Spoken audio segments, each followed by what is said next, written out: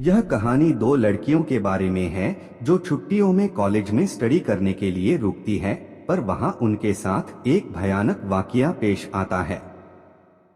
College की Christmas की छुट्टियों में कॉलेज में दो लड़कियां अपने हॉस्टल में अकेली रह रही थी क्योंकि बाकी सभी लड़कियां छुट्टियों के दौरान घर पर जा चुकी थी। वे दोनों लड़कियां अपने हॉस्टल में स्टडी करने वाली थी, लेकिन वे दोनों ही लैपटॉप में घंटों तक इंटरनेट चलाती रही।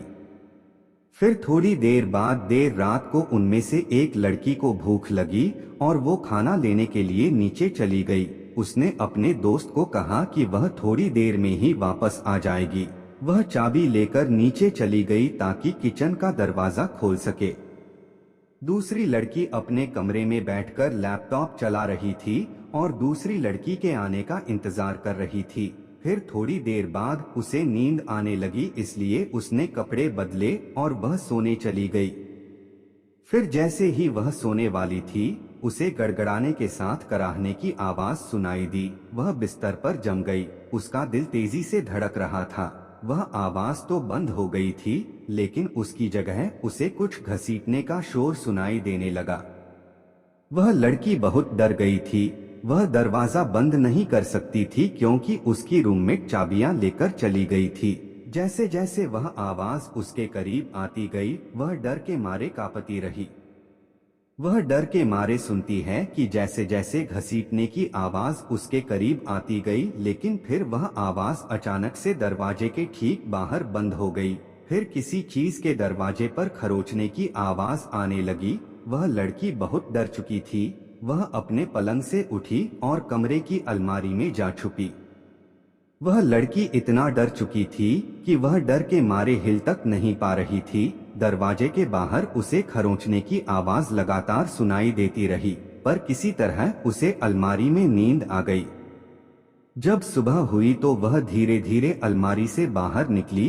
अब खरोंचने की आवाज बंद हो चुकी थी, लेकिन वह अभी भी दरवाजा खोलने से डर रही थी। उसने अपनी खिड़की से बाहर देखा तो नीचे एक डाकिया गुजर रहा था, तो उसने उसे मदद के लिए आवाज लगाई।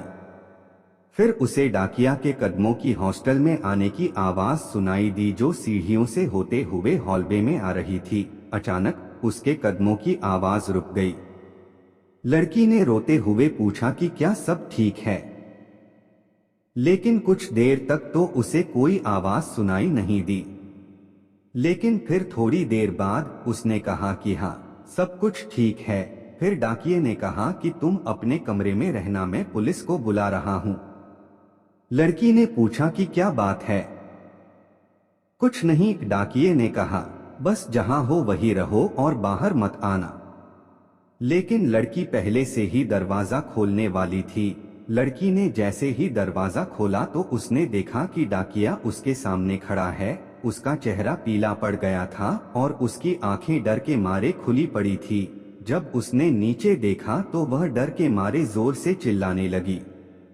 उसने नीचे देखा कि उसकी रूममेट का शरीर नीचे फर्श पर खून से लथपथ पड़ा था और सब जगह उसका खून ही खून था। उसके सिर में किसी ने एक कुल्हाड़ी घोंप रखी थी और मदद मांगने के कारण उसके नाखून दरवाजे पर घिस गए थे और उनमें से खून निकल रहा था। सो आई होप गाइस आपको यह हॉरर स्टोरी अच्छी लगी होगी।